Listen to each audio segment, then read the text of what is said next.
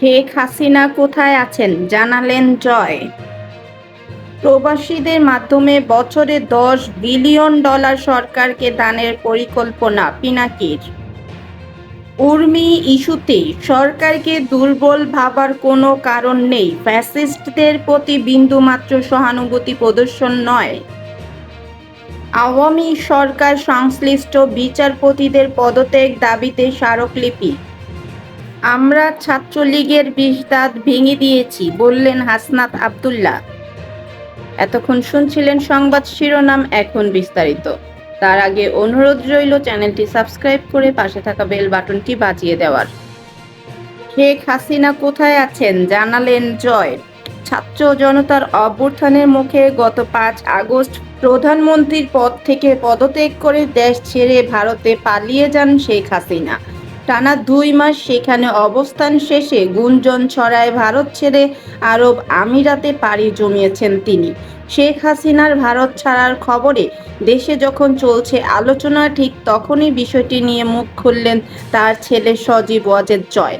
সোমবার 7 অক্টোবর রাতে গণমাধ্যমের সঙ্গে আলাপকালে সজীব ওয়াজেদ জয় বলেন, আমার মা ভারত ছেড়ে গিয়েছে বলে যে খবর শোনা যাচ্ছে সেটি সঠিক নয়। তিনি এখনও ভারতেই অবস্থান করছেন। এর আগে সজীব ওয়াজেদ জয় বলেন, সাবেক প্রধানমন্ত্রী শেখ হাসিনার ভারত ছাড়তে কোনো চাপ নেই। জাতীয় সংসদ নির্বাচনে শেখ হাসিনার অংশ নেওয়া প্রসঙ্গে গত 3 অক্টোবর টাইমস ম্যাগাজিনের সঙ্গে কথা বলেন সজীব ওয়াজেদ জয়। জাতীয় নির্বাচনে শেখ হাসিনার অংশগ্রহণের বিষয়ে তিনি বলেন, তার মা নির্বাচনে লড়বেন কিনা এই বিষয়ে কোনো সিদ্ধান্ত এখনো হয়নি। নির্বাচনে নিজের অংশগ্রহণের বিষয়ে কোনো সিদ্ধান্ত নেননি জানিয়ে জয় বলেন, আমরা কখনোই রাজনৈতিক উচ্চাকাঙ্ক্ষা ছিলাম না, কিন্তু বর্তমান পরিস্থিতিতে কে জানে, আমি এখনো কোনো সিদ্ধান্ত নেইনি। গত 5 আগস্ট ছাত্র জনতার আন্দোলনে ক্ষমতাচ্যুত হয়ে ছোট বোন শেখ রেহানাকে নিয়ে ভারতে চলে যান শেখ হাসিনা। বাংলাদেশের সামরিক বাহিনীর একটি বিমানে দিল্লির কাছে গাজিয়াবাদের হিন্দুন বিমান ঘাঁটিতে অবতরণ করেন তারা। এরপর থেকে তারা কোথায় আছেন তা আর জানা যায়নি। এদিকে শেখ হাসিনার সঙ্গে থাকা কূটনৈতিক পাসপোর্টও বাতিল করে দিয়েছে অন্তর্বর্তী সরকার। এই ধরনের পাসপোর্টধারীরা ভিসা ছাড়া ভারতে 45 দিন বৈধভাবে থাকতে পারেন, কিন্তু শেখ হাসিনা প্রায় 2 মাস ধরে ভারতে অবস্থান করছেন। কূটনৈতিক পাসপোর্টে তার বৈধভাবে অবস্থানের মেয়াদও শেষ হয়ে গেছে। এখন তারা দেশটিতে কিভাবে অবস্থান করছেন তা পরিষ্কার করেনি ভারত। প্রবাসীদের মাধ্যমে বছরে $10 বিলিয়ন বাংলাদেশ সরকারকে দানের পরিকল্পনার কথা জানিয়েছেন সোশ্যাল অ্যাক্টিভিস্ট ও লেখক পিনাকি ভট্টাচার্য। এছাড়া তিনি প্রবাসীদের দেশে পাবলিক ফিন্যান্সে স্টেক নেওয়ার কথাও উল্লেখ করেন। মঙ্গলবার 8 অক্টোবর সকালের দিকে সামাজিক যোগাযোগের মাধ্যম ফেসবুকে এক পোস্টে এই পরিকল্পনার কথা তুলে ধরেন তিনি। পিনাকি ভট্টাচার্যের পোস্ট হুবহু তুলে ধরা হলো। প্রবাসীরা কি 1 বছরে $10 বিলিয়ন বাংলাদেশ সরকারকে দান করতে পারবে? উত্তর হচ্ছে আমরা জানি না, কারণ এই কাজটা কখনো করা হয় নাই। কেন, কখন মানুষ আগ বাড়ায়ে নিজের সরকারকে দান করতে যায়, এই প্রশ্নটা খুব ইন্টারেস্টিং।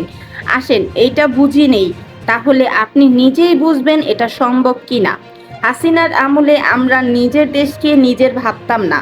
বাংলাদেশের টিম হারলে আনন্দ লাগতো। নিজের দেশকে উগান্ডা, ব্যাঙ্গুল্যান্ড আরও হরেক কিসিমের নামে ডাকতাম। নিজের দেশকে আমি অন্য করতাম না। আমরা আগস্ট বিপ্লবে আমাদের ওনারশিপ রিক্লেইম করেছি নিজের দেশে। ওইটা ঐতিহাসিক মুহূর্ত।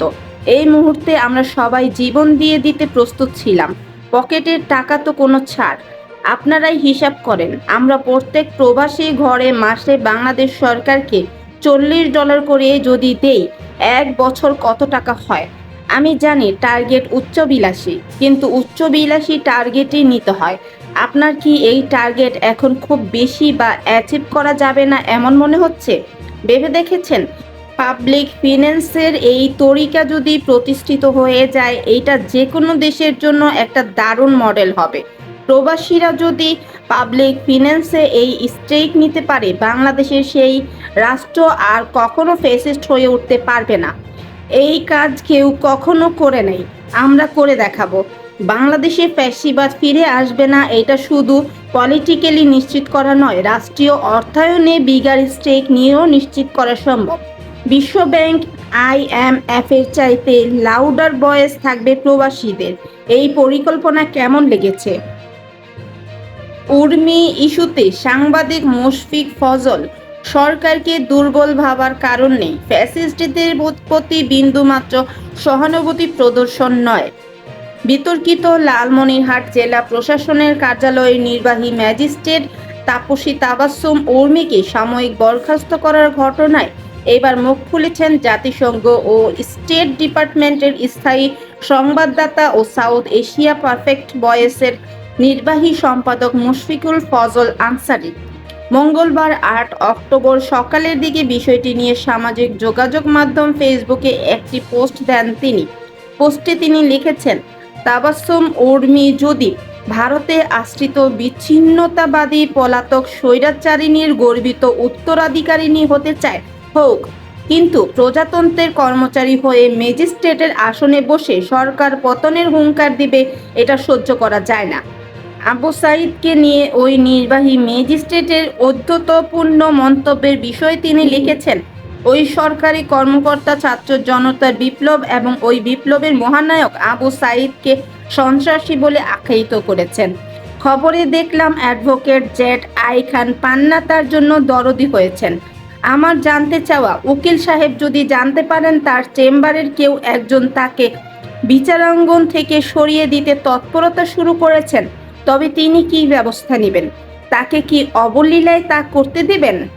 তিনি লিখেছেন, শুনেন, তবে সরকার প্রধান প্রফেসর ইউনূসের উদারতাকে দুর্বলতা মনে করবেন না এবং এই সরকারকে দুর্বল ভাবার কোনো কারণ নেই।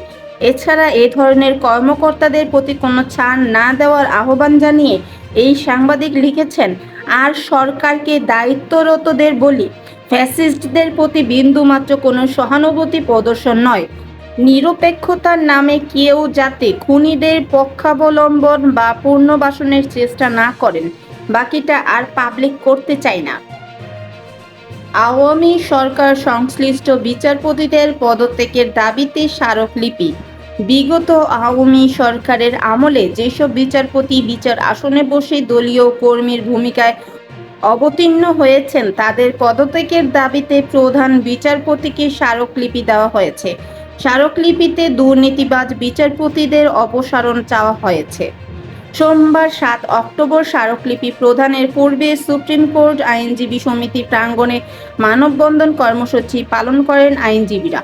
সাধারণ আইনজীবীদের ব্যানারে এই কর্মসূচি পালন করা হয়। মানববন্ধন থেকে দলবাজ ও দুর্নীতিগ্রস্ত বিচারপতিদের স্বেচ্ছায় পদত্যাগ করার আহ্বান জানানো হয়। অন্যথায় আগামী ১৮ অক্টোবর এইসব বিচারপতিদের ছবি সংবলিত নামের তালিকা প্রকাশ করার ঘোষণা দেওয়া হয়েছে। কর্মসূচি শেষে আইনজীবীদের একটি প্রতিনিধি দল বিচারপতিদের অপসারণে পদক্ষেপ নেওয়ার জন্য প্রধান বিচারপতিকে স্মারকলিপি দেন। এতে বলা হয়, জুলাই বিপ্লবের মধ্য দিয়ে আমরা দ্বিতীয় স্বাধীনতা অর্জন করেছি। এই স্বাধীনতা অর্জনের মধ্য দিয়ে আমরা আপনাকে বিচার বিভাগের অভিভাবক হিসেবে পেয়েছি। নতুন বাংলাদেশে বিগত ফ্যাসিবাদী সরকারের সমর্থক বিচারকরা যখন বিচার আসনে বসে থাকেন তখন আমাদের হৃদয়ে রক্তক্ষরণ হয়। এইসব বিচারকদের অবিলম্বে পদত্যাগ করা উচিত। যদি তা না করেন তাদের অপসারণ করা উচিত, যাতে করে জুলাই বিপ্লবে প্রাণ উৎসর্গকারীদের জীবন অর্থবহ হয়ে ওঠে।